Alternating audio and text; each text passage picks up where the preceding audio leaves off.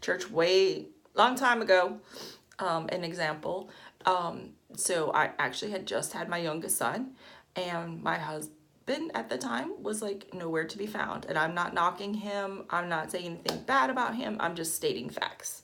Really, I am, because it's like the perfect storm, like I said. So he was never around. So I just had my youngest son. So I had my oldest son, my middle son, and my youngest son. So my oldest son was, I think, 10. I don't know. And then the middle one was 6, 4, 5, 4, 4. Okay, so my oldest couldn't have been 10. Lord have mercy, whatever.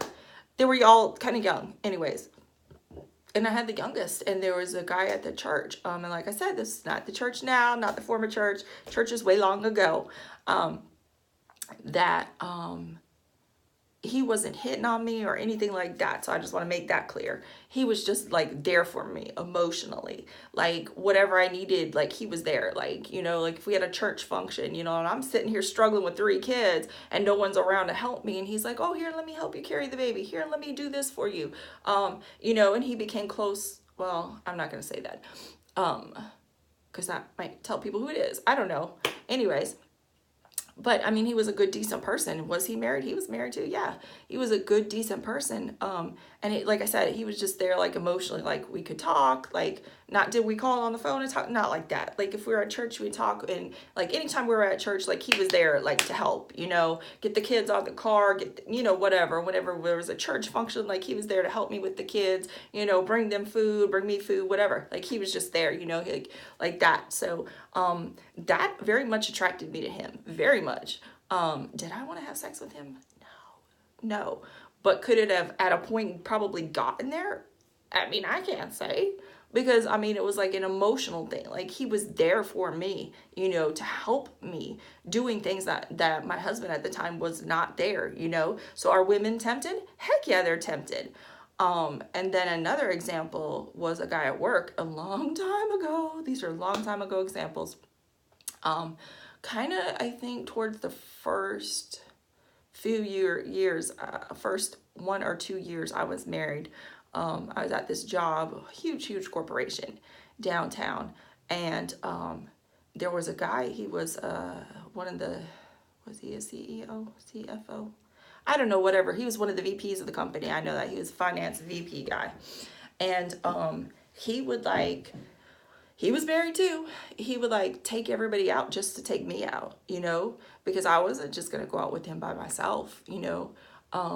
But you know, it got to the point like where he was taking me out every day, and he was taking everybody else out just to take me out, you know.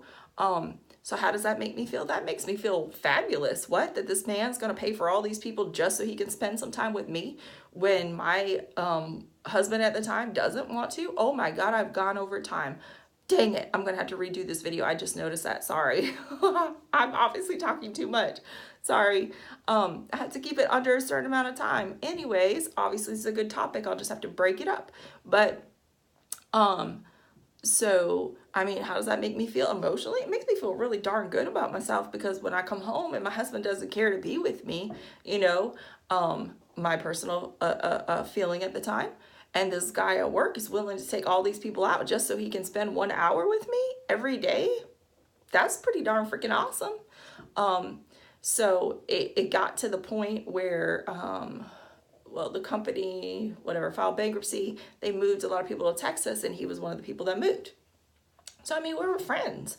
Like, we would still, you know, talk back and forth and whatever. And one time he emailed me and he's like, hey, I'm coming into town. Let's, he didn't say let's hook up and meet, but that's what he was saying. And at that point I was like, I mean, what I was thinking the whole time is what it is. So yeah, no, I can't do that, because even though my husband may not be treating me the way that I wanted him to be treating me, you know, yeah, like the way that I wanted, the way that I needed at the time, that doesn't mean that I go and sleep with this other guy, because what is that gonna solve? What is that gonna help in the situation? And see, this is, like I said, it's all about where your heart is, where your personal relationship with God is, where your mind is at, how you think things through, because I analyze everything. Like, so that's how I am. So yeah, Like, I was like, nope. And I didn't answer his email and I didn't talk to him anymore because I knew what he wanted and I couldn't do that, you know? And I told my husband, I said, hey, you know, this was the guy from work. I said, here's his email. I said, here, come look at his email, read it, because that's who I am. I'm not trying to hide anything. You know, if I have a problem and I'm married to you, like, I'm going to tell you, you know what I'm saying? Because that's what you're supposed to do.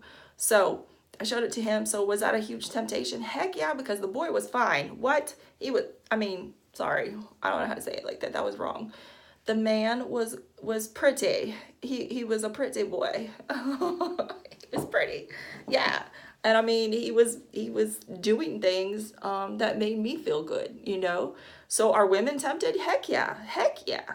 But like I said, it's all about that perfect storm. It's where your heart is, where your mind's at, and where your personal relationship with God is at. What?